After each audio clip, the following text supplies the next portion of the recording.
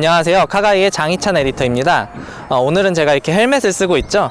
오늘은 저희가 처음으로 전동 킥보드를 한번 리뷰를 해볼까 해서 들고 왔습니다. 1인 모빌리티 시대에 가장 각광을 받고 있는 게 현재 전동 킥보드인데요. 코로나19 유행으로 대중교통에 대한 불안감이 커지면서 이러한 전동 킥보드에 대한 관심이 더욱 높아지고 있습니다. 다른 사람들과 갇혀있는 공간에 밀집되어 있는 대중교통과는 다르게 전동 킥보드는 외부에서 다른 사람과의 접촉 없이 이용할 수 있는 교통수단이라는 점이 장점으로 작용하는 것으로 보입니다. 저희가 이번에 들고 온 모델은 라임의 스쿠터 모델입니다.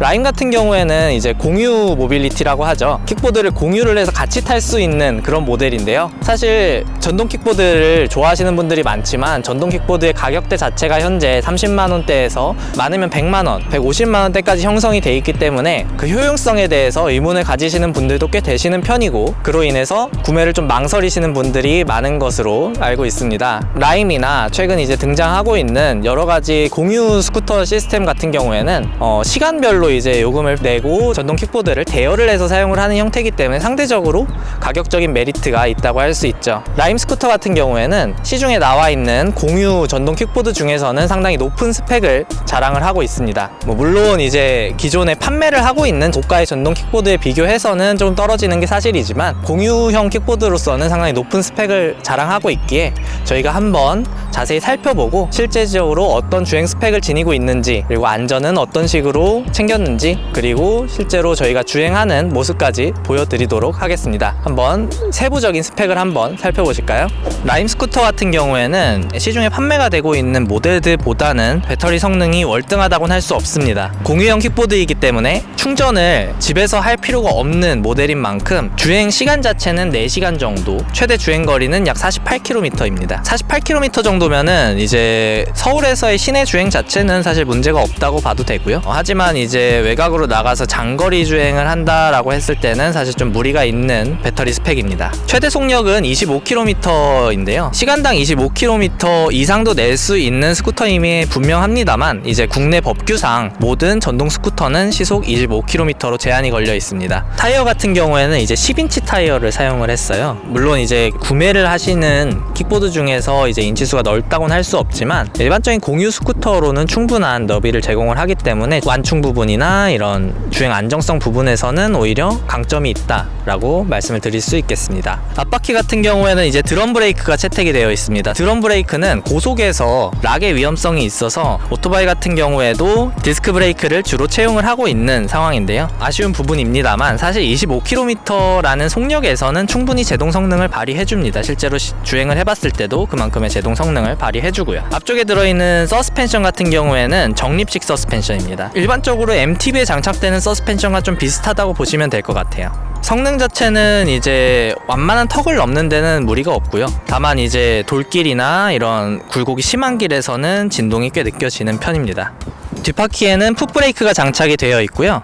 보면은 이제 밟으면은 브레이크가 걸린다는 사인이 들어와 있습니다. 뒤쪽에 보시면 이제 반사등 겸 브레이크 등인데요. 이제 앞쪽 브레이크만 작동을 하고요. 풋브레이크로는 브레이크 등은 작동을 하지 않습니다.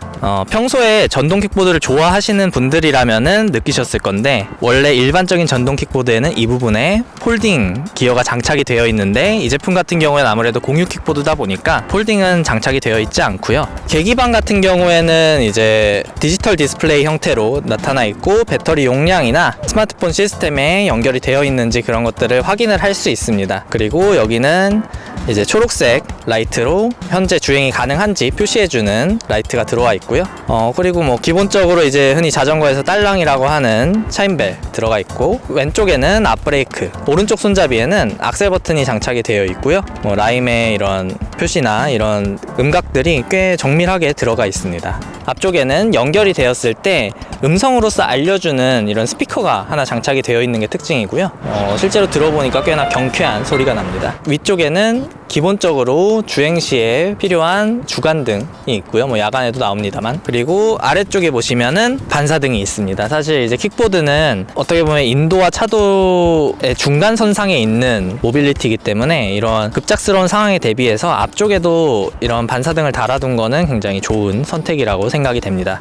사실 라임 스쿠터에서 가장 약점으로 지적받는 부분 중 하나가 이 킥스탠드인데요. 이 킥스탠드 자체가 상대적으로 조금 견고함이 좀 부족한 부분이 있어서 실제로 전 모델에서는 이게 부러지는 사고가 종종 있었다고 합니다. 하지만 이 라임 새로운 모델에서는 킥스탠드 부분을 좀 강화를 해가지고 확실히 전보다는 견고함이 좀 상승했다고 라임 측에서 얘기를 해주고 있습니다. 이쪽에 보시면은 이제 이게 배터리 충전 잭인데요. 이거 같은 경우에 이제 공유 스쿠터다 보니까 이제 업체에서 충전을 해서 다시 갖다 놓는 식으로 충전을 하게 됩니다. 이렇게 라임 스쿠터는 대략적으로 한 30만원 중반대에서 40만원 초반대의 중가 라인의 스쿠터의 스펙을 가지고 있다고 보시면 될 것 같습니다. 전체적으로 만듦새 자체는 굉장히 견고하고 이제 국제적으로 워낙 유명세를 탄 브랜드이기 때문에 안정성이나 이런 부분에서는 문제가 없을 것으로 생각이 됩니다. 자, 한번 타러 가보실까요?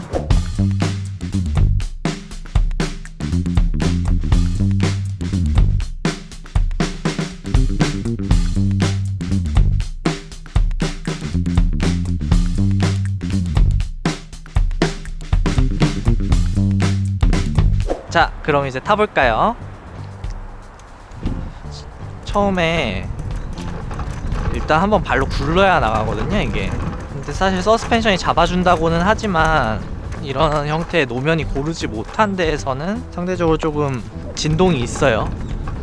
그거는 사실 감안을 해야 되는 부분이에요. 이제 10인치다 보니까 한계점이 있어요. 얘가 받아들일 수 있는 진동 자체에. 사실 이렇게 구동계가 뒤쪽에 있는 킥보드를 탈 때는 몸의 무게중심을 뒤쪽에 놓고 타시는 게 좋습니다. 그래야 구동계를 몸으로 제어할 수 있거든요. 안 그러면은 이제 구동계가 멈출 때 확실히 브레이킹에서 내 몸이 튀어나갈 수 있기 때문에 그런 부분에 있어서는 주의하셔서 무게중심을 뒤쪽에 놓고 타시는 게 제일 좋습니다. 내가 구동계와 일치화된다, 이런 느낌으로 하시면 될 것 같습니다. 오늘은 한번 라임 전동 킥보드를 한번 타봤는데요. 소감을 좀 얘기를 해보자면 언덕에서는 사실 이제 조금 힘듭니다. 언덕에서는 이제 9에서 10km대가 나오는데 걸어가는 거랑 비슷하다고 보시면 돼요. 사실 저희가 지금 촬영을 하고 있는 장소의 경사가 꽤 상당한 편이고 일반적인 경사는 문제없이 올라갈 수 있을 것 같습니다.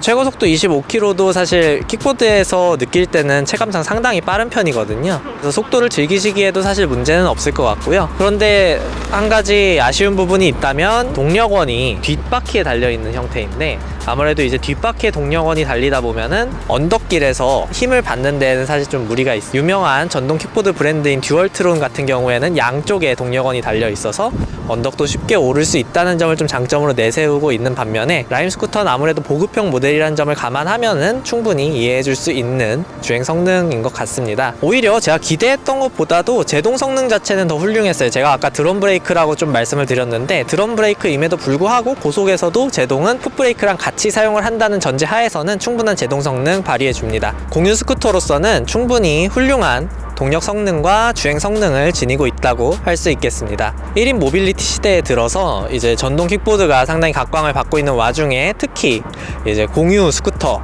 개념이 확실히 자리를 잡기 시작한 것 같습니다. 이제 국내에서도 라임뿐만 아닌 다양한 공유 스쿠터를 만나볼 수 있습니다. 저희 카가이에서도 앞으로 다양한 1인 모빌리티들을 찾아서 여러분께 더욱더 많은 정보를 알려드리도록 하겠습니다. 이상 카가이의 장희찬 에디터였습니다.